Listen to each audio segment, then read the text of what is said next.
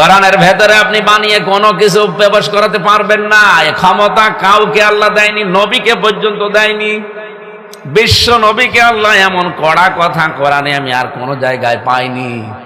ওয়ালাউ তাকাব্বালা আলাইনা বা'দাল আকাবিল লা আখাযনা মিনহু বিল ইয়ামিন সুম্মা লাকাতা'না মিনহুল ওয়াতিন ফামা মিনকুম মিন আহাদিন আনহু হাজিজিন। সূরা হাক্কাতের 44 থেকে 47 নম্বর আয়াত পর্যন্ত। আমার নবীও যদি এই কোরআনে নিজের কোন কথা আমার নামে চালিয়ে দিয়ে বলতো এইটাও আল্লাহ বলেছেন, কি করতাম জানেন? আমার ডান হাত দিয়ে আমার নবীকে আমি চেপে ধরতাম আর তার কণ্ঠনালী কেটে ফেলে দিতাম। এ ব্যাপারে আমার হাত থেকে তাকে বাঁচাতে কেউ সক্ষম ছিল না। কথাগুলোর ওজন টের পেয়েছেন? পৃথিবীতে জীবনে আমি কোনদিন পুরা কোরআন শরীফের পুরা অর্থ ব্যাখ্যা তাফসীর আমি অলরেডি পড়েছি, কোন জায়গায় নবীর অসম্মান হয় এমন কোন কথা আল্লাহ দেয়নি। আর নাম ধরলেও সম্মানের সাথে নাম ধরার পরে আবার রেসালাতের ঘোষণা দিয়ে তার সম্মান আরো বাড়িয়ে দিয়েছেন। আপনি বড় কোরআন শরীফে কোন জায়গায় অন্যান্য নবীদের মতো মুহাম্মদ শব্দ পাবেন না, বললেই হয় রাসূলুল্লাহ দেওয়া আছে অথবা খাতামান নবিয়্যিন দেওয়া আছে। অথচ ইয়াকুব নবীকে, ইউসুফ নবীকে, ইউনুস নবীকে আল্লাহ ডাক দিয়েছেন ইয়া ইয়াহইয়া, ইয়া ইব্রাহিম, ইয়া ইউনুস, ইয়া হুদ। ছাত্রকে যেভাবে শিক্ষকরা ডাকে এইভাবে ডাক দিয়েছে। কিন্তু মুহাম্মদুর রাসূলুল্লাহকে ডাকতে গেলে রিসালাতের ঘোষণা দিয়েছে যেন তার সম্মান কমে না যায়। যারে পুরা কোরআনে কোনদিন আল্লাহ নাম ধরেও ডাকেননি, ডাকলেই ঘোষণা দিলেন রিসালাতের, তাকে আল্লাহ এখানে ধমক দিয়েছেন। আপনি যদি আমার কোরআনের কথা বলতে গিয়ে নিজের কোনো কথা এর ভেতরে ঢুকিয়ে বলেন যে এইটাও আল্লাহর কথা, আপনাকেও ছাড়বো না। আমি ডান হাত দিয়ে আপনাকে শক্ত করে মজবুত করে ধরবো, আর যেটা দিয়ে কথা বলেন ওই কণ্ঠ কেটে ফেলে দেব। তাহলে এত বড় অথেন্টিক কিতাব থেকে আমরা যেহেতু কথা শুনতে এসেছি, তাহলে বানিয়ে কোনো কথা আমাদের বলা সম্ভব না। বললেই সাধারণ মানুষ না ধরলেও আলেমরা ধরে ফেলবে। এই কথা বলা লাগবে ভাই। এই জন্য বাংলাদেশ সহ বিশ্বের যেখানেই আলেম নামে যারা জালেম, তার মানে কোরআনের সঠিক কথাগুলো বলতে যারা চায় না, এরা আল্লাহর ভাষায় জালেম। এটা তো আমি এখন বানালাম না, এটা সূরা বাকারা 1 নাম্বার পারার 20 নাম্বার পৃষ্ঠা, 13 নাম্বার লাইনের 140 নাম্বার আয়াতের শেষের দিকে আছে। আমান আযলামু মিম্মান কাতামা শাহাদাতান ইনদাহু মিনাল্লাহ। আল্লাহ পাক বলেন এই পৃথিবীতে সবচাইতে বড় জালেম আমি আল্লাহর দৃষ্টিতে ওই লোকটা। আযলাম ইসমে তাফজিল, এটা সুপারলেটিভ ডিগ্রি দিয়েছেন আল্লাহ। এর উপরে আর আরবিতে কোনো শব্দ হয় না। এত বড় ভয়ঙ্কর শব্দ দিয়ে আল্লাহ বলেন ছোটখাটো জালেম না, আমি আল্লাহর দৃষ্টিতে পৃথিবীর বড় জালেম ওইটা। যে লোকটা জেনা করে তাকে আল্লাহ বড় জালেম বলেননি, যে লোকটা চুরি করে তাকে আল্লাহ বড় জালেম বলেননি, যে লোকটা ডাকাতি করে তারে আল্লাহ বড় জালেম বলেননি, যে সুদ খায় ঘুষ খায় তারে বড় জালেম বলেননি। বড় জালেম আল্লাহর দৃষ্টিতে তারা যাদের কাছে কোরআনের জ্ঞান থাকার পরেও দুনিয়ার কোনো স্বার্থ পেয়ে গোপন করে দেয়। আর আমার তো মনে হয় বাংলাদেশে এই প্রকার মানুষ বেশি। নাম ধরা লাগবে। হ্যাঁ, আল্লাহর দৃষ্টিতে বড় জালেম কোনটা আপনি কি টের পেয়েছেন এবার? শুধুমাত্র জুব্বা গায়ে থাকলে, পাগড়ি মাথায় থাকলেই আর হু হু করলে বড় আলেম হওয়া যাবে না। কোরআনের যতটুকু জানেন অতটুকু আপনাকে মানার মতো যোগ্যতা থাকা লাগবে। কিন্তু আমি যতটুকু বাংলাদেশে দেখছি, কোন জায়গা তো আমার দেশে আর বাকি নেই। 64টা জেলা, 630টা থানা, কম বেশি প্রায় সব জায়গায় আমি গেছি। আমি যা দেখছি এই বাংলাদেশে এখন কোরআনের যতটুকু আমি জানি পুরাটা মানা আমার দ্বারা সম্ভব না। কি কথা বোঝে? আমি যতটুকু জানি এই দেশে পোড়াটা মানা সম্ভব, সে পরিবেশও এখন এদেশে নেই। আপনি ইচ্ছা করলেও মানতে পারবেন না। সারাটা জীবন আমি ওয়াজ করছি নিজে যে চুরি করা নিষেধ, হারাম। চুরি করলে এই শাস্তি দিতে হয়, কোরআনে সূরা মায়েদার ৩৮ নম্বর আয়াতে আছে। এটাকে আমি বানিয়ে বলেছি কোনদিন? আরো জোরে বলেন। আমার এই ৩৩ বছর এখন বয়স, ৯২ সালে আমার জন্ম। সারাটা জীবনই তো কাটাচ্ছি এর পেছনে। বলেন তো আজ পর্যন্ত বাংলাদেশে এই আয়াত আমি কার্যকর দেখেছি এবং কার্যকর করা আমার দ্বারা সম্ভব? বলেন বলেন। হ্যাঁ, আমি এখনো 50 বছর হয়তো ওয়াজ করতে পারবো চুরি নিয়ে, ডাকাতি নিয়ে, কিন্তু ডাকাতের যে শাস্তি, চুরির যে শাস্তি কোরআন দিল, যে জ্ঞান আমার কাছে আছে, এই জ্ঞান অনুযায়ী বাস্তবিক রূপ দেওয়া সম্ভব না। এই রূপ দেওয়ার জন্যে যখন মানুষকে বোঝাতে চাই, তখনই ওই যে চার দোকানে বসে বসে গিবত করে যে হুজুর তো আগে লাইন মতো ছিল, এখন বেলাইনে এসেছে।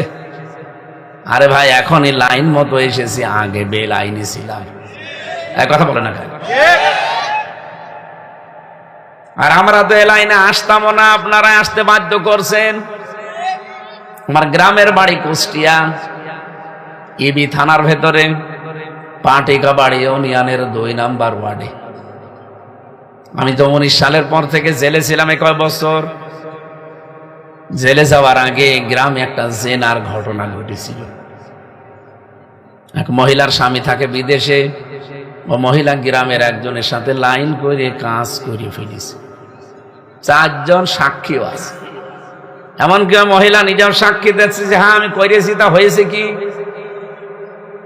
কারণ ওর পেছনে খুঁটি আছে, এই জন্য ও সে মুখ জোর করছে যে আমি করেছি। তা হয়েছে কি? কি করবেন করেন। গ্রামের লোকজন সব এক হয়ে বলছে, হুজুর আপনি তো মুফতি, ফতোয়া দেন। সূরা নূরের ২ নাম্বার থেকে ৪ নাম্বার আয়াত পর্যন্ত পড়ে পড়ে ফতোয়া দিলাম যে এই কাজের ভেতরে যদি কেউ থাকে তার দুনিয়ার শাস্তি এই। অবিবাহিতা হলে এক, আর বিবাহিতা হলে এক। যেহেতু এরা বিবাহিত মানুষ, এজন্য বুক পর্যন্ত মাটির ভেতরে পুঁতে ফেলে ওপর থেকে পাথর বা ইট দিয়ে মেরে ফেলা লাগবে। সঙ্গে সার বলে। কি বলে? এটাকে আমি বানিয়েছি। মডল মাতব্বর মন্ডল যারা আছে বললাম, ফতোয়া দিলাম, কিন্তু এবার আবার কার্যকর করেন না। তাহলে ওই মহিলাকে সঙ্গে সার করার আগে পুলিশ আমারে ধরে সঙ্গে সার করবে, বলবে আপনি ফতোয়া দিলেন, দেন, কার্যকর করলেন কেন? এ দেশে কি কোরআনের আইন চলে? কি বলতাম তখন আমি? আমার তো মুখ নেই। আল্লাহর ইশারা, খুব বেশি হলো ৭-৮ দিন পরে আমারে পুলিশে একটা মামলা দিয়ে ধরে নিয়ে গেল। ৩ বছর জেলখানা থেকে বের হওয়ার পর দেখি গ্রামের লোক ২ ভাগ। এক ভাগ আছে ওই মহিলার সাথে কিছু খাই দায়, আর ওর সাথে আছে, কারণ ওর স্বামী তো বিদেশের থেকে টাকা পয়সা পাঠাচ্ছে, ওরা তো মেনে নিয়েছে। আর এক দল আছে নামাজ কালাম পড়ে, এরা আবার একটু বেশি সুফি। আমি ৩ বছর পরে বাড়ি আসার পরে দেখছি এরা কথা বলছে না। কি হয়েছে আপনাদের? না, তোমার সাথে কোনো কথা নেই, তোমার ওয়াজও শুনবো না। কি এত অপরাধ করলো? আচ্ছা, খালি ফতোয়া দিতে পারো, দেখাতে পারো না? ঠিক কথাই বুঝিস, ফতোয়া দিতে পারো, দেখাতে পারো না। ঠিক আছে, এবার ফতোয়া দেব না, দেখাবো। এই জন্য তো মাথায় গামছা বেঁধে লিখেছি। মাথায় গামছা বেঁধে লিখেছি এবার এই কারণে যে রাগ হয়ে গেল। কি খালি ফতোয়া দিতে পারি, দেখাতে পারি না? ফতোয়া এবার শুধু দেব না, দেখাবো। দেখাতে হলে ১৫১ জন লাগবে। কি কথা বলে না কেন? তার ভেতরে হামজা একজন। কি আপনি বলেন? আমি সেই ১১ সাল থেকে ওয়াজ করছি, ৩ বছর নয় জেলে বাদ দিলাম, বাকি সময় তো এই লাইনে আছি। এখনো ১১ না, এখনো যদি ৫০ বছরও ওয়াজ করি, ওই জেনার বিচার আমার দ্বারা করা সম্ভব না। কিন্তু এবার যদি ১৫১ জন আমরা সত্যি যেতে পারি কোরআন বুকে নিয়ে, প্রতিদিন সংসদে এক একটা করে কোরআনের পক্ষে যদি আইন পাশ হয়, জেনা না, এদেশের মানুষের স্বপ্ন দোষ বন্ধ হয়ে যাবে। বলছে ঠিক। তার মানে আপনি বুঝেছেন না, পাগলা গারার তো পাপ নাই, এমনি দেয়নি, বুঝে শুনেই দিয়েছে। স্বপ্ন দোষ বন্ধ হয়ে যাবে আপনাদের, কারণ সে ঔষধ তো আল্লাহ কোরআনে দিয়ে রেখেছেন।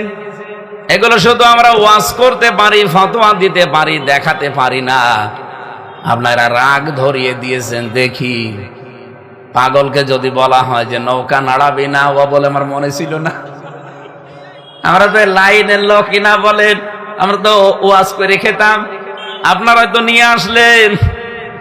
এবার যে জোয়ার উঠেছে বাংলাদেশে, আমার তো মনে হচ্ছে এবার আমরা শুধু দেশে ফতোয়াবাজি করব না, ফতোয়া দেব না, এই ফতোয়া এবার দেখাবো। দেখাতে পারলে এ দেশটা দাঁড়িয়ে যাবে। বিশ্বের অন্যান্য দেশের নাম শুনলেন, আমিও গেছি এ সমস্ত দেশে। তাদের পেছনে যে রহস্য, তারা আইন বানিয়েছে এবং আইনগুলো তারা কার্যকর করেছে। এই জন্য সে সমস্ত দেশের নিরাপত্তা বেড়ে গেছে। আমাদের দেশে আইন আছে কিন্তু কার্যকর নেই। কি কথা বলেন না কেন? চুয়াডাঙ্গা থেকে কুষ্টিয়া একজনের ভোটার এই যে ট্রান্সফার করে, এই তো মাত্র কয়েকদিন আগে, খুব বেশি হলো তো মনে হয় নির্বাচন কমিশন থেকে যেদিন বন্ধ করে দিয়েছে, তফসিল ঘোষণা দেওয়ার মনে হয় 2 দিন পরে অফিসে যাওয়ার পরে বললাম যে এইটা একটু পরিবর্তন করা লাগবে, করে দেন। উনি বলছে না, এখন যদি ডক্টর ইউনূসও বলে তাও হবে না। এত কড়াকড়ি দেশে না, অথচ যে 2 দিন আগে আল্লাহর এক বান্দার হয়ে গেল। তার মানে আইন সবার জন্য সমান না। যার জন্য বলেছিলাম, এটা আমার ম্যাডাম, ওর বাবার বাড়ি চুয়াডাঙ্গায়, আমার বাবার বাড়ি কুষ্টিয়া, কিন্তু পাল্টাইনি এতদিন। কারণ এতদিন তো ভোট দিতে পারিনি, পাল্টিয়ে করবো কি? আমার 33 বছর বললাম না, 18 বছর থেকে যদি ভোট দিতে পারতাম, 3 বার আমি ভোট দিতে পারতাম, একবারও পারি নাই, শুধু শুনেছি। এবার বড় আশা যে ভোট কি করে দিতে হয় আমি একবার দেখবো এবং দেবো। সুযোগ এবার এসেছে, এই জন্য ম্যাডামকেও বললাম যে একটু পাল্টিয়ে আনি, হেলায় খেলায় সময়টা নষ্ট হয়ে গেছে, সুযোগ এসেছে, চলো। না কাটতে কবল উনি রাজি না।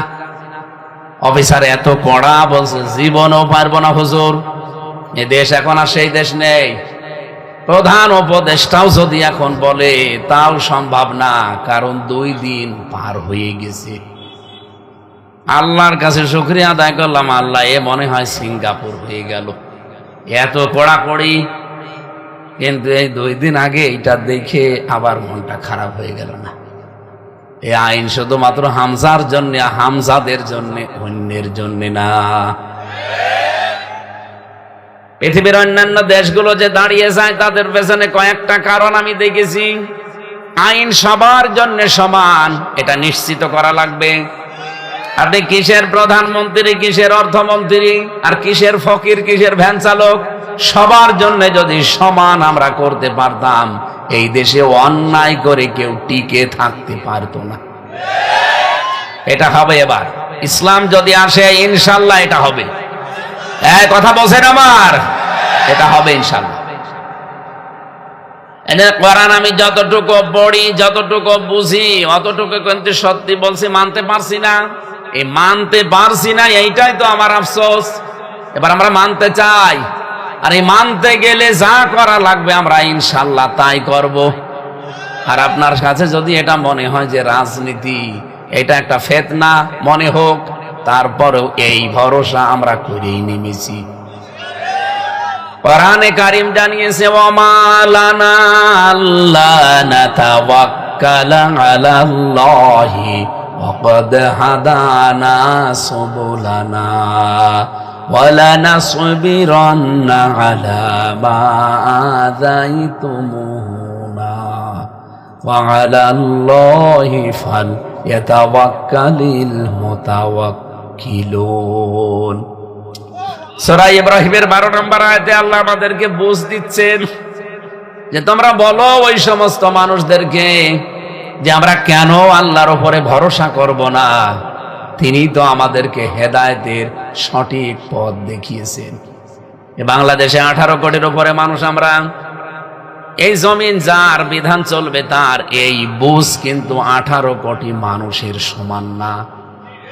বলবে সবাই মুখ দিয়ে, কিন্তু এই বুঝ সবার সমান না। যাদেরকে আল্লাহ এই বুঝ দিয়েছেন, আপনি বোম মারলেও তাকে সরাতে পারবেন না। আন্দাজে চিল্লালেন না ঠিক মতো বলছেন?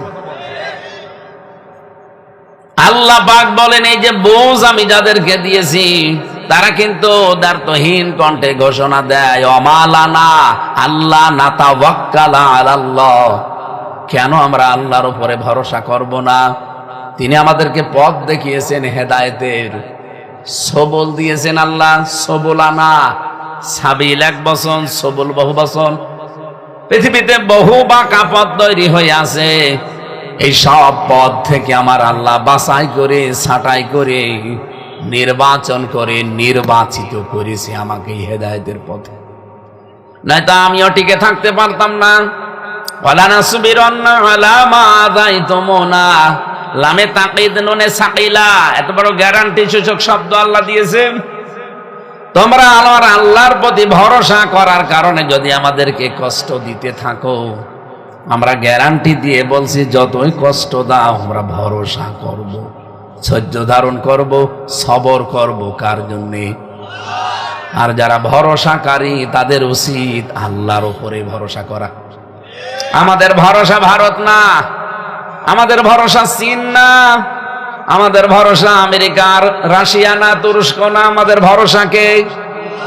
এটা যদি সত্যি মন থেকে ইখলাসের সাথে এই দেশে মাত্র 313 জন তৈরি করতে পারেন, আল্লাহর কসম এই দেশ এবার আল্লাহ ইসলামের হাতে তুলে দেবে।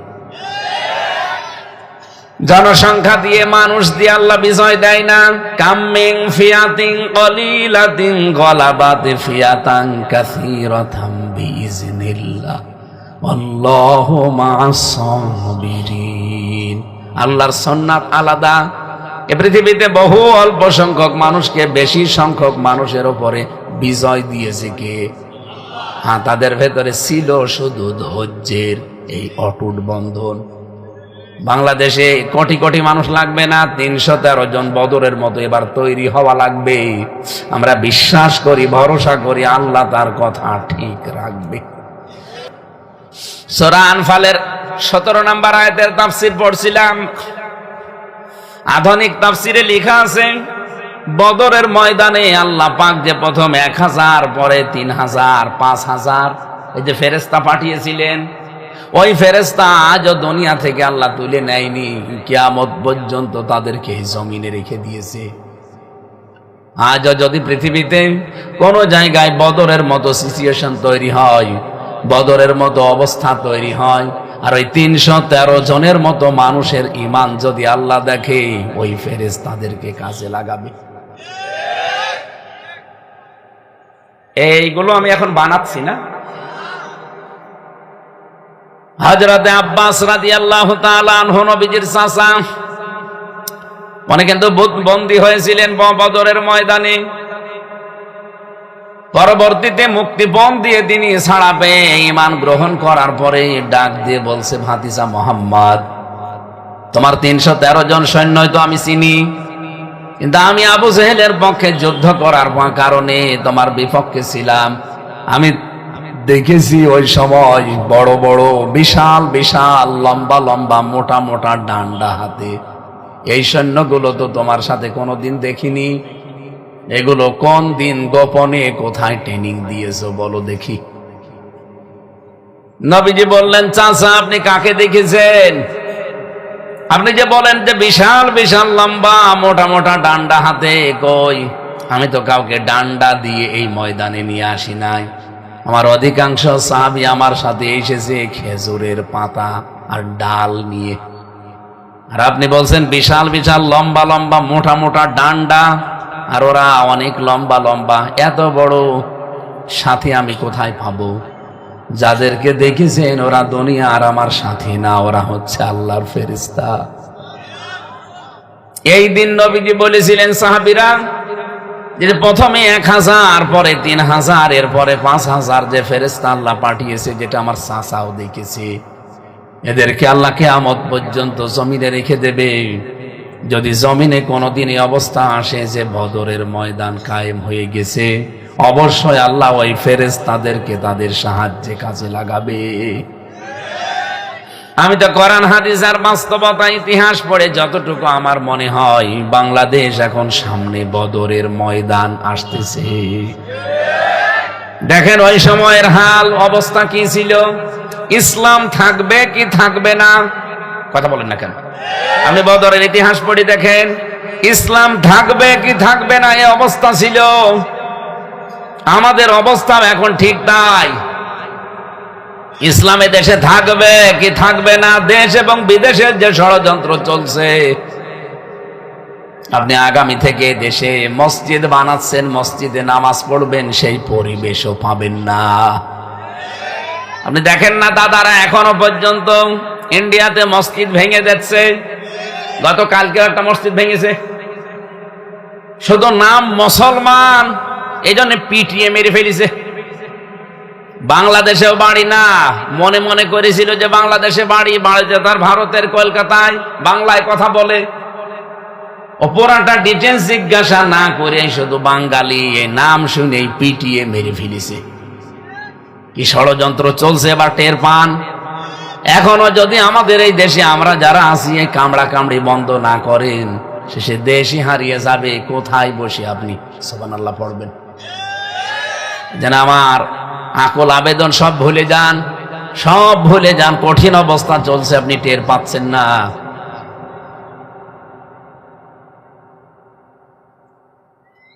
আল্লাহ রাব্বুল আলামিনের কাছে মাঝে মাঝে এই দোয়াটা পড়ছি, আল্লাহুম্মা ইন্না নাজআলুকা ফি নুহুরিহিম ওয়া নাউযু বিকা মিন শুরুরিহিম। এটা নবীজি প্রতিদিন নিজে পড়তেন। হে আল্লাহ, ওরা যা ষড়যন্ত্র আরম্ভ করেছে, ওদের মোকাবেলা করা আমার দ্বারা সম্ভব না, তোমাকে রাখলাম। কথা বলেন না?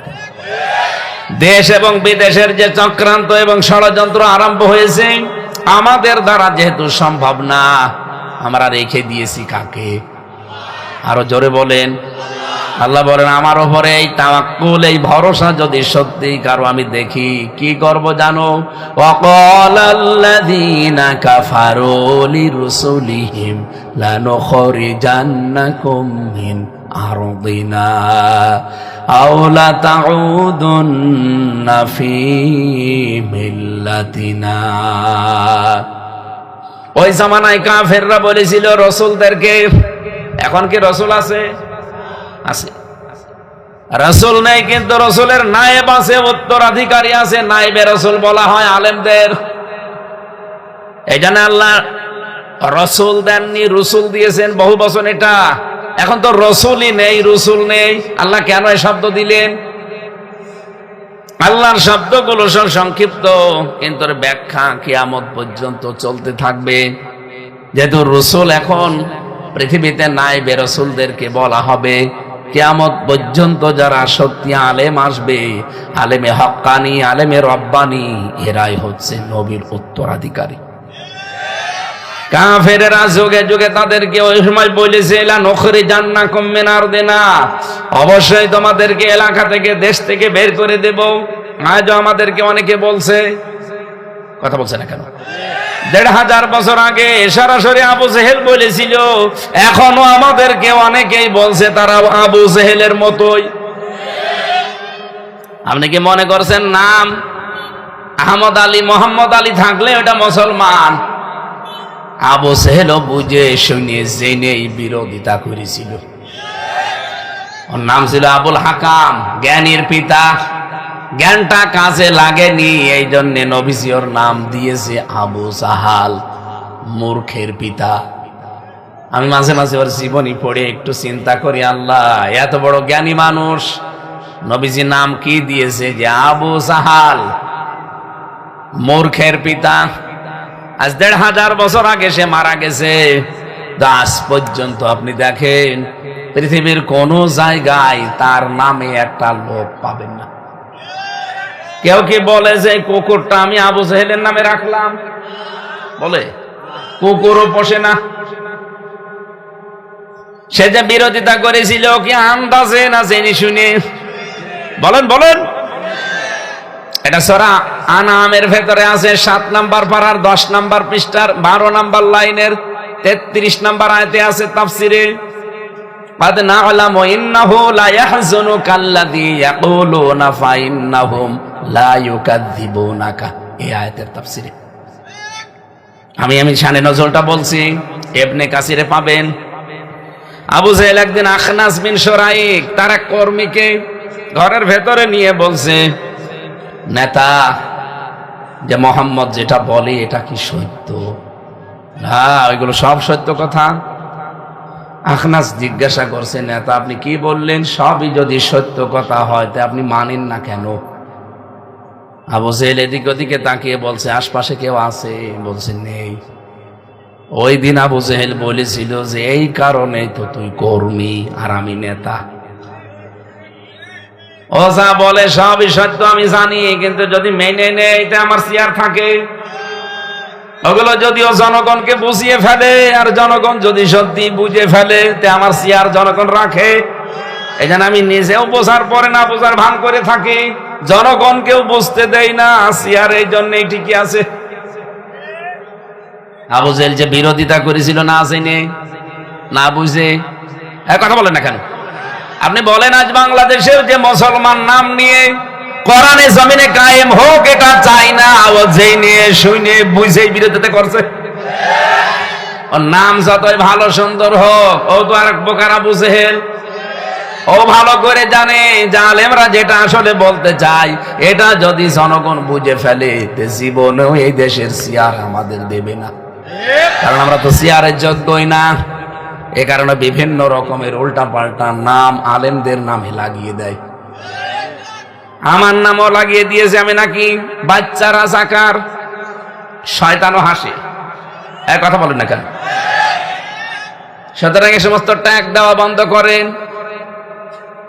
ডক্টর মিজানুর রহমান আজহারি ভাই কিছুদিন আগে বলেছিল রাজাকার রাজাকার এইটা আর দেশের লোক খায় না। সুতরাং এই খেলা বন্ধ করেন।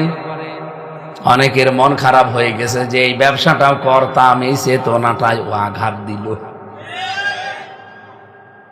আপনাদেরকে আমি আহ্বান জানাচ্ছি, পৃথিবীতে যেহেতু এখন পরীক্ষা চলছে, আমাদের জন্য একটা সুসংবাদ আয়াতের শেষের দিকে আছে।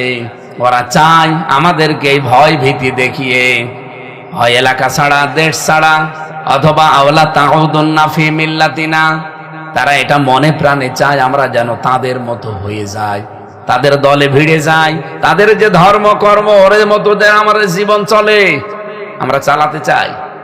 বলেন বলেন। ফাওহা ইলাইহিম রাব্বুহুম, ফা দিয়েছেন আগে। আল্লাহ বলেন আমি আমার রাসূলদের প্রতি ওহী করেছিলাম, এখন যেহেতু ওহী নাজিল হয় না, ওহী নাজিল হওয়া আছে। এটা সূরা ইব্রাহিমের 13 নম্বর আয়াত। ফাওহা ইলাইহিম রাব্বুহুম লানুহলিকান্না যালিমিন। পৃথিবীর রাসূল যারা, রাসূলের নায়েব যারা, জেনে রাখো আমি তাদের উপরে ওহী নাজিল করেছি, মাস্ট বি আমি জালেমদেরকে ধ্বংস করবই। এ গ্যারান্টি দিল কে? আরো জোরে বলেন। ষড়যন্ত্র যাই হোক আমার আল্লাহ কিন্তু একজন আছেন, এই বিশ্বাস নিয়ে আছি। জালেমদের কোন ষড়যন্ত্র সফল হয়নি এতদিন। চর্মচকে হয়তো কিছুদিন আমাদের একটু ঝামেলা লাগে, কিন্তু জালেমদের কোন ষড়যন্ত্র আল্লাহ সফল হতে দেয় না। এই জন্য কোরআনে যেখানে জালেমদের কথা আছে দেখবেন মোজারে দেওয়া আছে, ইন্নাহু লা ইউফলিহুজ যালিমুন। ইউফলিহু মোজারে বর্তমান ভবিষ্যৎ, প্রেজেন্ট ফিউচার। জালেমরা অবশ্যই পৃথিবীতে সফল হচ্ছে না, হবে। আরো জোরে বলেন হবে। যুগে যুগে পরীক্ষা যেহেতু থেমে নেই, আমাদের উপরও পরীক্ষা চলছে। আমি 25 জন নবীর নাম কোরআনে পেয়েছিলাম। একজন নবীর জীবনী পড়ে আমি খুব আশ্চর্য হয়েছি, সুলাইমান নবী। মাঝে মাঝে ভাবতাম উনি তো বাদশার ছেলে, বাদশাহ, ওনারে মনে হয় আল্লাহ জীবনে কোনো পরীক্ষা নেয়নি। ও আল্লাহ, ওনার পুরা জীবনী পড়ে তাফসিরে পড়তে গিয়ে তাবারিতে দেখি অন্যান্য নবীদের চাইতে ওনার পরীক্ষা আরো বেশি ছিল। রব্বুল আলামিন বলেন সূরা সওয়াদের 34 নম্বর আয়াতে পাবেন, ওয়ালাকাদ ফাতান্না সুলাইমানা ওয়া আলকাইনা আলা কুরসিয়িহি জাসাদান সুম্মা আনাব। অবশ্যই আমি পরীক্ষা করেছিলাম সুলাইমানকে, ওয়া আলকাইনা, এবং রেখে দিয়েছিলাম আলা কুরসিয়িহি, তার চেয়ারের উপরে, জাসাদান, একটা শরীরকে। আসেন তো, সুলাইমান নবীর কাছ থেকে আমাদের জীবনের একটা আশা ভরসা নেই, একটা শিক্ষা। হযরত দাউদ নবী ইন্তেকালের সময় উনি যেহেতু জীবনের শেষ দিকে বুঝে ফেলেছিলেন যে না, আমার আর হওয়ার মতো কায়দা নেই, পৃথিবীতে দুইজন মানুষকে ফেরেশতা আজরাইল জান কবজ করার আগে জানিয়ে এসেছেন। এদিকে তাকান, দুইজন নবীর জীবনী পেয়েছি তাদের কাছে, ফেরেশতা আজরাইল আসার আগে জানিয়েছিলেন। তাছাড়া দুনিয়ায় আজ পর্যন্ত কারো কাছে জান কবজের আগে জানায়নি, আর জানাবেও না। একজন আদম নবী, আর 2 নম্বর দাউদ নবী। আদম নবীকে আল্লাহ 1000 বছর হায়াত দিয়েছিলেন। ওনার সন্তানদেরকে যখন ওনার পৃষ্ঠ দেশ থেকে বের করে সামনে এভাবে রাখলেন যে এত বছরে বা হায়াত লেখা আছে কপালে, হযরত আদম নবী সন্তানদের দেখতে দেখতে হঠাৎ দেখলেন দাউদ নবী। জিজ্ঞাসা করলেন, রব্বুল আলামিন এইটা বলছে এটা তোমার সন্তান, কতদিন বাঁচবে? মাত্র 60 বছর। 60 বছর বাঁচবে আমার সন্তান। একটা কথা হইলো আমি 1000 বছর আর আমার সন্তান বাঁচবে মাত্র 60 বছর। তুমি আমার হায়াত থেকে আমার সন্তানকে কিছু দিয়ে দাও। আল্লাহ ওই দিন বলেছিলেন আমি যা লিখেছি ওইটা ফাইনাল, আর দিতে যদি চাও তোমার হায়াত থেকে কমে যাবে, কিন্তু কথাটা মনে রাখবা। রাখবো, ঠিক আছে, দিয়ে দেন। উনি 40 বছর দিয়েছিলেন। আদম নবীর বয়স হয়ে গেল কত? 960। হযরতে দাউদ নবীর বয়স বেড়ে গেল আরো 40। 60 আর 40 কত? ঠিক আদম নবীর কাছে আজরাইল এসেছিল 960 বছর পর। উনি বলছে আপনার সময় শেষ, চলেন। হযরতে আদম নবী ডাক দিয়ে বলছে না, আমার সময় শেষ হয়নি, কারণ আমি জানি আমার হায়াত 1000 বছর। ফেরেশতা আজরাইল যতবার ওনাকে বলে যে আপনি তো আপনার সন্তান দাউদকে 40 বছর হাদিয়া দিয়েছেন, উনি বলছে না, আমি দেইনি। বারবার বোঝানোর চেষ্টা করে উনি একই কথা যে না, আমি দেইনি, আমি আরো থাকতে চাই, আপনি 40 বছর পরে আসবেন। হযরতে আজরাইল বলে, রব্বুল আলামিন, গিয়েছিলাম তো নবী মনে করি, এ দেখছি ভেজাল, নিজে দিয়েছে, এখন আবার নিজে অস্বীকার করে। আল্লাহ পাক বলেন, আদম, শব্দটা লক্ষ্য করো না, আদম ইনসান, নিসিয়ান শব্দ থেকে এটা এসেছে, নাসিজন, এর বাংলা অর্থ হচ্ছে ভুলে যাওয়া। আমার আদম এবং আদমের সন্তানেরা আসলেই ভুলে যায়, ও যে দিয়েছে ভুলে গেছে। এই জন্য ওই দিন থেকে কোনো কিছু কাউকে দিলে লিখে রাখা লাগে। কথা বোঝে? আমরা তো ভুলে যাই। জান কবজ হয়ে গেল ওনার। পরবর্তীতে হযরতে দাউদ নবী আলাইহিস সালাম, উনি যেহেতু হায়াতি পেয়েছেন 60 বছর, আর ধার পেয়েছেন কত বছর? 100 বছর। যখন হয়ে যাচ্ছে চিন্তা করলেন আমার আর সময় নেই। বিছানায় তিনি পড়ে গেলেন, সন্তানগুলোকে সব ডাকলেন, সব সন্তানদের জিজ্ঞাসা করলেন যে 4টা প্রশ্ন করব তোমাদের, আর স্পেশাল ভাবে একটা প্রশ্ন করব, জবাব যদি দিতে পারো আমার এই চেয়ারে আমি তাকে বসিয়ে দেব। তাহলে পরীক্ষা কিন্তু আজকে থেকে না, পরীক্ষা চলছে আবহমান কাল থেকে। এখনো আমাদের জীবনে অনেক পরীক্ষা আছে, আসবে। আমি সামনে যাব ইনশাআল্লাহ। আজকে সময় একটু বেশি লাগবে, থাকবেন তো নাকি ঘুমানো লাগবে না আমাদের? তারপরও একটু সময় দেব আজকে। 4টা প্রশ্ন করলেন প্রত্যেকটা সন্তানকে। এই পৃথিবীর সবচাইতে দামি জিনিসের নাম কি? সবচাইতে কম দামি জিনিসের নাম কি? এ পৃথিবীতে সব চাইতে দূরে কোন জিনিস আর সব চাইতে নিকটে কোন জিনিস? এই চারটা প্রশ্নের সঠিক জবাব চাই। এক এক ছেলে এক এক রকম দুনিয়াদারির হিসাব দিয়েছে। সুলাইমান নবীকে ডাক দিয়ে বললেন, বাবা তুমি তো একেবারেই ছোট, বলো দেখি। হযরতে সুলাইমান বলে, বাবা এই পৃথিবীতে সব চাইতে দামি জিনিসের নাম হচ্ছে নেকি। কি? আপনি নেকি কামাই করতে পারবেন অতদিন যতদিন শ্বাস প্রশ্বাস চলে। এটা বন্ধ হয়ে গেলে যতই সুবহানাল্লাহ পড়েন আপনার নেকি আর হবে না। অথচ কিয়ামতে একটা নেকির জন্য আমরা অনেকেই সন্তানেরা মায়ের 500 বছর পর্যন্ত পা ধরে পড়ে থাকব। নবীজি বলেন 500 বছর পরে ওর মুখের উপরে লাথি দিয়ে বলবে, কিসের সন্তান, আমার দুনিয়ায় বিয়ে হয়নি। এত দামি জিনিস নাকি তখন টের পাওয়া যাবে। হযরতে দাউদ নবী সুলাইমান নবীর কথা শোনার পরে তিনি খুশি হয়ে গেলেন।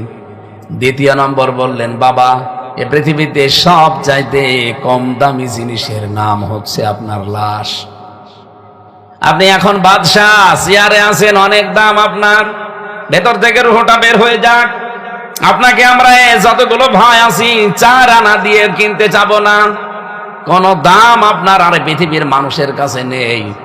লাশ কেউ 4 আনা দিয়ে কিনতে চায়? আরো জোরে বলেন। জিজ্ঞাসা করলেন, এই পৃথিবীতে সবচাইতে দূরে কোন জিনিস বলো দেখি। বলে সবচাইতে দূরে এই পৃথিবীতে কবর। আমার 1.5 হাত দূরেই কবরস্থান আপনাকে আমি দিয়ে দেব। কিয়ামত পর্যন্ত কি হবে আপনার সাথে আমি কিছুই জানি না। অথচ আমেরিকায় থাকলেও কথা বলা যায়, তুরস্কে থাকলেও কথা বলা যায়। আপনি পাশেই শুয়ে আছেন, আপনার সাথে কোনো যোগাযোগ নেই। পৃথিবীর সব চাইতে কাছে কোন জিনিস বলো দেখি। হযরতে সুলাইমান বলেছিলেন, বাবা এ পৃথিবীর সব চাইতে নিকটতম জিনিসের নাম মরণ। আমি এই যে সালাম ফিরিয়েছি, ডান দিকে বাম দিকে সালাম ফেরাতে পারবো সেই গ্যারান্টি আমার হাতে নেই। এজন্য পৃথিবীর সবচাইতে একেবারে নিকটতম জিনিসের নাম হচ্ছে আল্লাহ রাব্বুল আলামিন। মরণের ব্যাপারে পুরা কোরআনে যেখানেই কথা বলেছেন সেখানেই সতর্কবাণী দিয়েছেন। আইনামা তাকুনু ইয়াদরিকুমুল মাউত ওয়ালাউ কুনতুম ফি বুরুজিম মুশাইয়াদা। কোথায় যাও মৃত্যু থেকে, মরণের ভয় যদি কেউ লোহার আইরেন্সি বানিয়ে তার ভেতরেও লুকিয়ে থাকে, মরণ সেখানেও যাবে। পৃথিবীতে মরণ থেকে বাঁচার জন্য বহু মানুষ চেষ্টাও করেছে, আজ পর্যন্ত কেউ পারে নাই, কিয়ামত পর্যন্ত পারবেও না। আল্লাহ রাব্বুল আলামিন বলেন, মরণকে আমি এমন ভাবে বানিয়েছি, পৃথিবী তৈরি করার আগে মরণ বানানো। এদিকে তাকান, এই তথ্যটা অনেকে জানেন না।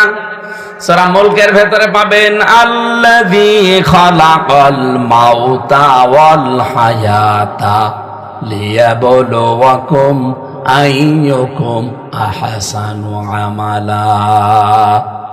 আল্লাহ পাক বলেন, আমি এমন আল্লাহ যে আমি আগে মউত বানিয়েছি, এরপরে হায়াত বানিয়েছি। আগে মউত না আগে হায়াত?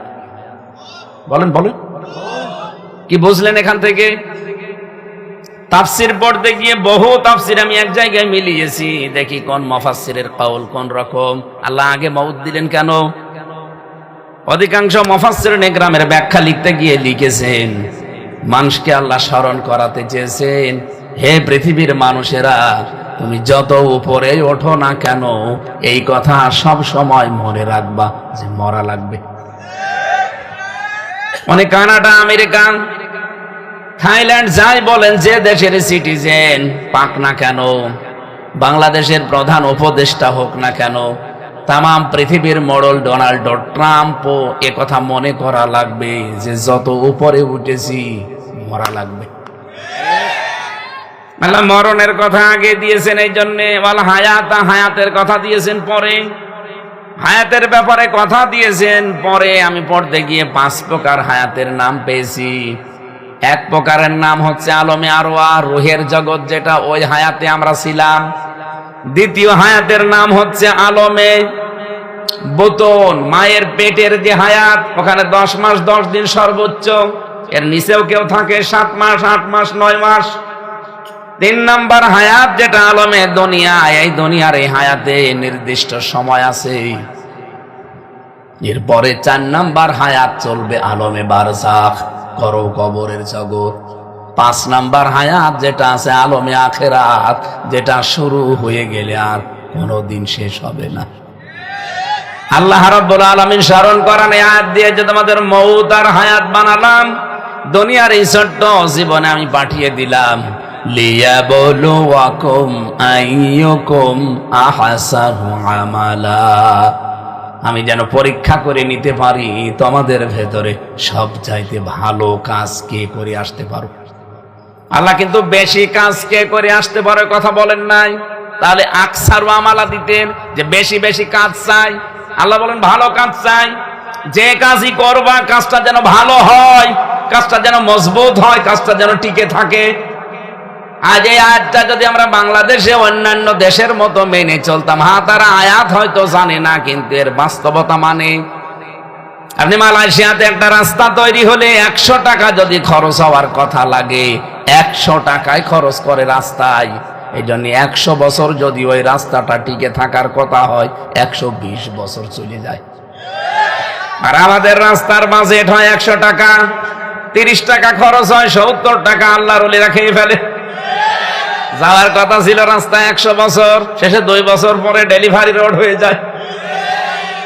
না, যে কোনো কাজ করতে হলে কাজটা যেন ভালো হয়, কাজ বেশি হওয়া লাগবে তা না, কাজ কি হওয়া লাগবে?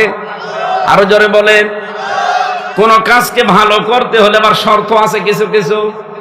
আমার যেহেতু একটা টার্গেট আছে, এই জন্য পুরাটা বলতে গেলে সময় শেষ হয়ে যাবে। আমি খুব তাড়াতাড়ি সামারাইজ করার চেষ্টা করছি।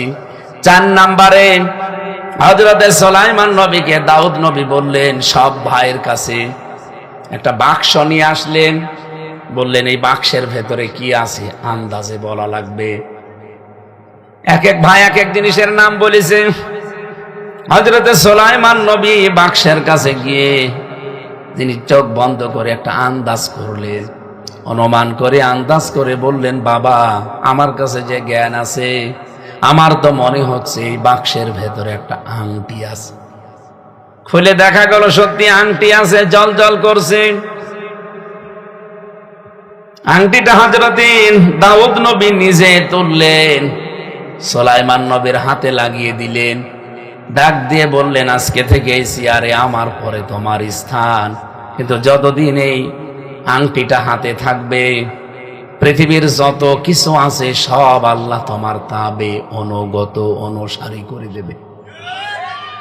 হযরত সুলাইমানের দোয়া দেখবেন এই সূরা সুআদের 34 এর 35 নাম্বার আয়াতে, ক্বালা রাব্বিগফিরলি ওয়া হাবলি মুলকাল লা ইয়ানবাগি লি আহাদিন মিন বাদি ইন্নাকা আনতাল ওয়াহ্হাব।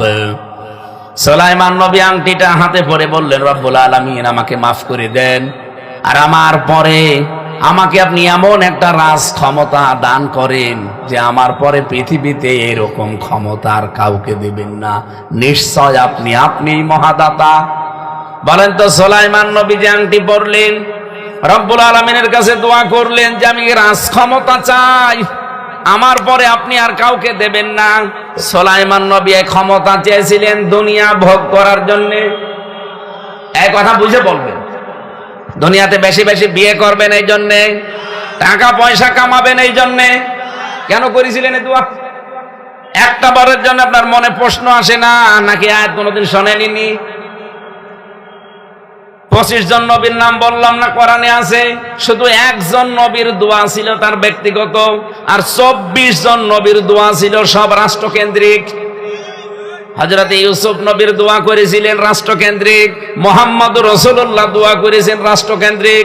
দলিলগুলো লম্বা করতে গেলে বেশি সময় লাগবে। এটা সূরা বানী ইসরাইলের 80 নাম্বার আয়াতের শেষের দিকে আছে, ওয়াজআললি মিল্লাদুনকা সুলতানান নাসীরা। 15 নম্বর পারা 8 নম্বর পৃষ্ঠা 15 নম্বর লাইনের শেষের অংশে পাবেন হযরত ইউসুফ নবী দোয়া করেছিলেন, এটা সূরা ইউসুফের 13 নাম্বার পারার 1 নাম্বার পৃষ্ঠার 4 নাম্বার লাইনের 55 নাম্বার আয়াতের প্রথম অংশে আছে। আমি দলিলগুলো সব আয়ত্ত করেছি পুরা কোরআন থেকে। 24 জন নবীর দোয়ার ধাঁচ সব একই রকম, যে আল্লাহ আমাকে মাফ করেন আর আমাকে রাষ্ট্র ক্ষমতা দেন। কেন চেয়েছিলেন? সব মুফাসসিরিন ইকরাম বলেন নবীরা দুনিয়া ভোগ করার জন্য ক্ষমতা চাইনি, ওনারা চেয়েছিলেন যে দাওয়াতি কাজ করি, এই দাওয়াতি কাজটা যেন আমরা মানাতে পারি মানুষকে। নাকি অন্য কোন উদ্দেশ্য ছিল? বলেন, ছিল, তাদের উদ্দেশ্য ছিল। এইটা কেন আপনার বুঝে আসে না বলেন? আজ মুসলমানেরা, ইমানদারেরা, আলেম ওলামারা এই রাস্তায় আসলে তো আপনার আরো খুশি হওয়ার কথা, যে এদের দ্বারা অন্তত চাঁদাবাজি হবে না, দুর্নীতি হবে না। কথা বলে না কেন? সারা বাংলাদেশে কোন আলেম চাঁদাবাজি করেছে রেকর্ড আছে? কিন্তু যারা করে তারা আমাদের সহ্য করতে পারে না।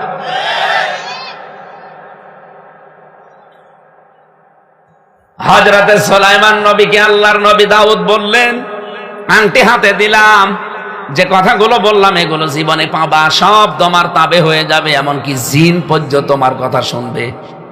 তুমি তাবেদার করে নাও, অনুগামী অনুসারী করে নাও, কিন্তু এই আংটিটা কোনোদিন টয়লেটে নিয়ে যাবা না, এর উপরে আল্লাহর নাম লেখা আছে। এই জন্য আল্লাহর নাম সম্বলিত কোনো কিছু নিয়ে টয়লেটে যাওয়া উচিত না। যারা আংটিতে অথবা হারের সাথে, চেনের সাথে লিখে রাখেন আল্লাহু আকবার, এইটা আপনি খুলে তারপরে টয়লেটে যাবেন। ইফরিত নামে একটা জিন, উনি এটা অনগত বানিয়ে যেখানেই টয়লেট নামক কোন জায়গায় যেতেন, পেশাব পায়খানায়, এইটা তাকে দায়িত্ব দিয়ে বলতেন, এটা কাছে রাখো, আমি কাজ করি এসে আবার হাতে দেব। আল্লাহ পাক যে বললেন, ওয়ালাকাদ ফাতান্না, আমি সুলাইমানকেও পৃথিবীতে অনেক পরীক্ষা করেছিলাম। এতটুকু না বলে আল্লাহ ওয়ালাকাদ দিয়েছেন, লাম একটা, কদ একটা। ওয়ালাকাদ ফাতান্না, অবশ্যই অবশ্যই আমি আল্লাহ পরীক্ষা করেছি সুলাইমানকে। আলকাইনা আলা কুরসিহি জাসাদান সুম্মা আনাব, এই পরীক্ষার ধরন আমি পেয়েছি প্রায় 25টা। একটা বলছি, এদিকে তাকান, নাকি শেষ করে দেব? সুলাইমান নবী একবার এই জিনকে বললেন, আংটিটা রাখো, আমি টয়লেট থেকে ঘুরে আসি। আল্লাহ পাক বলেন যে তাকে পরীক্ষা করার জন্য যে চেয়ার দিয়েছিলাম, তখতে সুলাইমানি বলা হয়, ওটা বাতাসের সাহায্যে উঠতো। এক দুষ্ট জিন আছে, সে হযরত সুলাইমান আকৃতি ধারণ করে এই জিনকে বলছে, আংটিটা আমাকে দাও, আমি সুলাইমান। উনি মনে করছে যে তাই তো, হয়তো দেখতে তো এরকমই মনে হচ্ছে, দিয়ে দিয়েছে। আংটিটা হাতে নিয়ে ওই জিনকে আদেশ দিয়েছে যে আংটিটা আমি হাতে নিয়ে নিলাম, সাবধান, নকল সুলাইমান কিন্তু এদেশে বের হয়েছে। নকল কোন সুলাইমান এসে যদি তোমার কাছে কিছু বলে, পাত্তা দিবা না, উল্টা পাল্টা বলবা।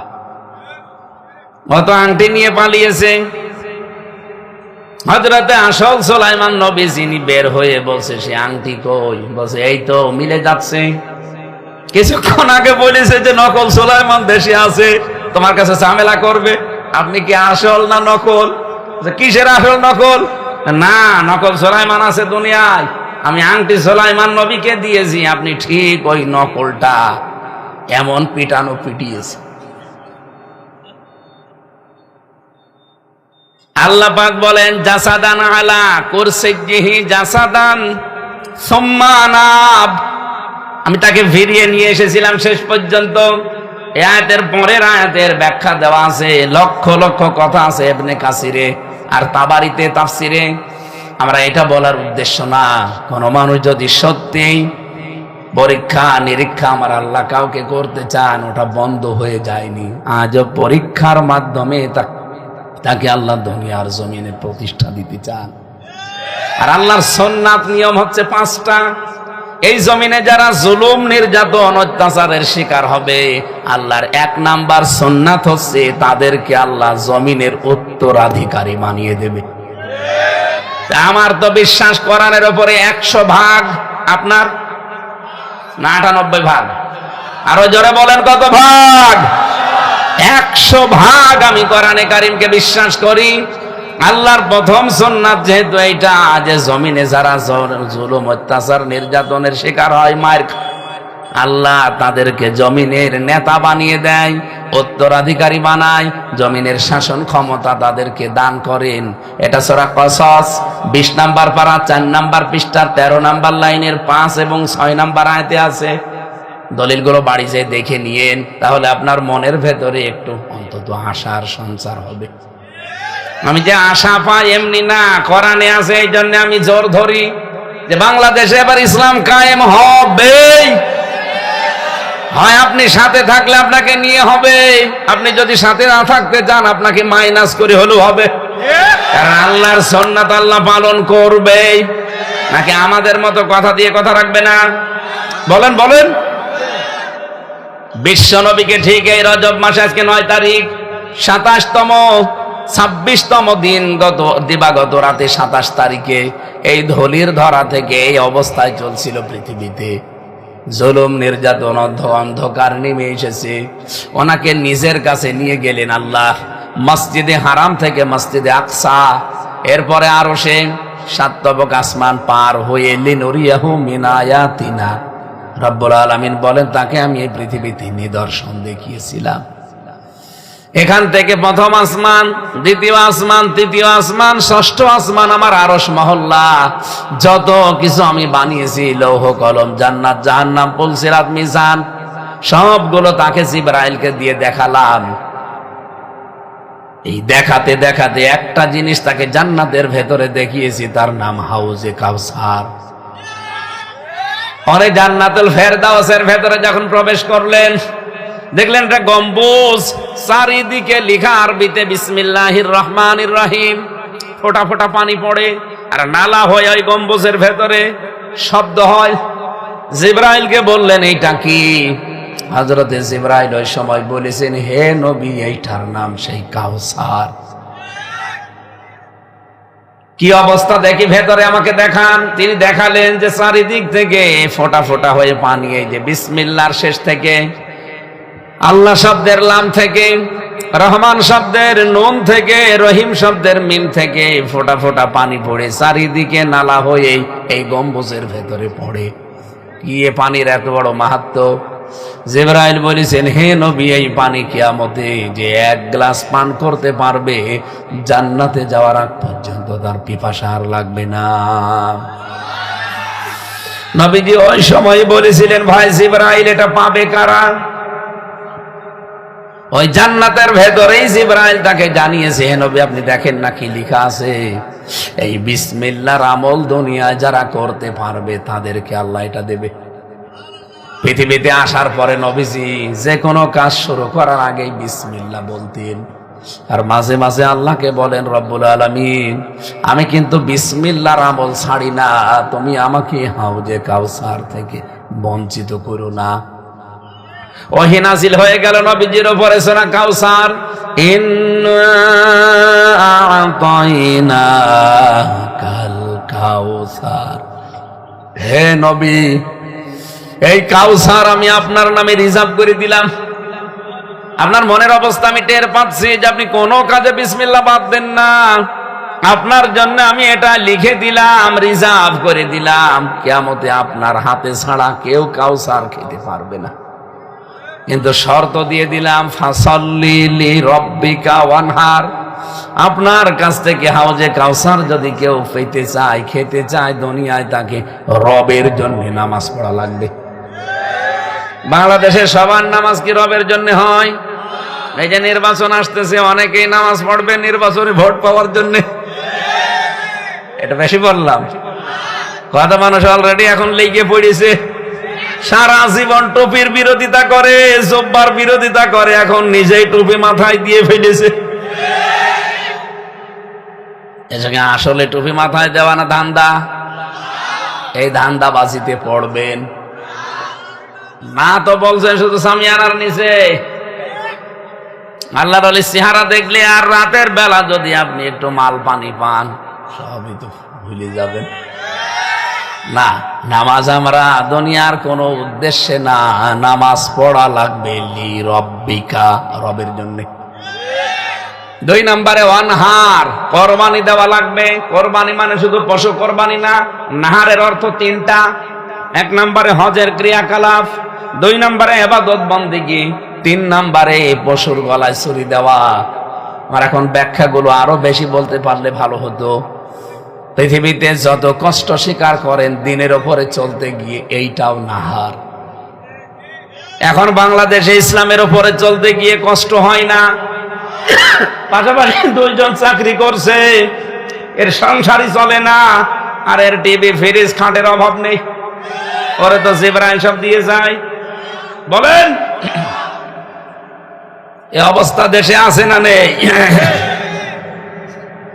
ইসলামের ওপরে চলতে গিয়ে ওনার যে ত্যাগ, ওনার যে কোরবানি, ওনার যে নাহার, এই নাহারটা যত জীবনে বেশি হবে, ত্যাগ কোরবানি কষ্ট ক্লেশ, আমার আল্লাহ কত তাড়াতাড়ি ওনারে হাউজে কাউসারের মালিক বানাবে। নবীজিকে যত কিছু দেখিয়েছেন, 27টা বছর তার কাছে আল্লাহর কাছে রেখেছিলেন এই রজব মাসে নিয়ে। 27 বছর বিশ্ব নবীকে নিজের কাছে নিয়ে নিজে গবেষণাগারে ল্যাবরেটরিতে বসিয়ে 14টা জিনিস মাত্র শিখিয়েছিলেন। কয়টা? 27 বছর ধরে ধরে মাত্র 14টা জিনিস শিখিয়েছেন। বিশ্ব নবীকে আল্লাহ ডাক দিয়ে বললেন, হে মুহাম্মদ সাল্লাল্লাহু আলাইহি ওয়াসাল্লাম, আপনি 53 বছর বয়সে আসলেন আমার কাছে, এমন কোন জিনিস নেই যে আপনাকে দেখাইনি। শুধু দেখাইনি, বরকতময় করে দেখিয়েছি। আল্লাযী বারাকনা হাওলাহু লিনুরিয়াহু মিন আয়াতিনা, বরকতের সহিত সব নিদর্শনগুলো আপনাকে দেখালাম, আপনাকে আমি শিখালাম, জিবরাইলকে দিয়ে নিজে শিখিয়েছি। 14টা কর্মসূচি। পৃথিবীতে চলে যান, এই 14টা কর্মসূচি পালন করেন, অশান্ত পৃথিবী শান্ত হয়ে যাবে। রজব মাসে সিদ্ধান্ত নেওয়া লাগবে বাংলার মুসলমানেরা। ওই কর্মসূচিগুলো আল্লাহ কোরআনে তুলে দিয়েছেন, সূরা বানী ইসরাইলের 23 থেকে 38 নম্বর আয়াত পর্যন্ত। এই 14টা কর্মসূচি এবার বাংলাদেশে আমরা কায়েম করে রজব মাসে দেখাবো। বাংলাদেশ অশান্ত আছে, শান্ত হয়ে যাবে নাকি? এই গ্যারান্টিগুলো আমি বানাচ্ছি এখন, যে সব আমি নোট করেছি তাফসীর থেকে। 1 নম্বরে আল্লাহর দাসত্ব। আল্লাহর দাসত্বকে এই বাংলাদেশের 56,000 বর্গ মাইলে এটা বাস্তবের রূপ দেওয়া লাগবে। দাসত্ব আমরাও করি না। কোরআনে কারিমে আল্লাহ ঘোষণা দিলেন, ওয়াকাদা রাব্বুকা আল্লা তা'বুদু ইল্লা ইয়্যাহু ওয়া বিল ওয়ালিদাইনি ইহসানা। এই যে ওয়া মানে এবং কজা মানে ফয়সালা করা, রায় দেওয়া, সিদ্ধান্ত নেওয়া। 33টা অর্থ আছে কজা শব্দের। আল্লাহ বলেন, আমি রায় দিয়ে দিয়েছি, সিদ্ধান্ত নিয়ে ফেলেছি, লিখে দিয়েছি যে পৃথিবীতে যাবার পরে আপনি আমি ছাড়া আর কারো ইবাদত করা যাবে। আরো জোরে বলেন, বলেন তো আল্লাহর এই দাসত্বকে এখন সর্ব জায়গায় আমরা প্রতিষ্ঠিত করতে পেরেছি? হয়তো আমাদের ব্যক্তিগত জীবনে আমরা মানতে পারছি আল্লাহর ইবাদত, আল্লাহর দাসত্ব। এমন জীবন আমাদের আছে যে জীবনে ইচ্ছা করলেও মানা সম্ভব না। যেমন অর্থনীতিতে বাংলাদেশে যতদিন পর্যন্ত রাষ্ট্রীয়ভাবে যাকাত ভিত্তিক অর্থনীতি কায়েম না হবে, হামজা না কাবার ইমাম পর্যন্ত এই দেশে বাস করলে তারেও সুদ খাওয়া লাগবে।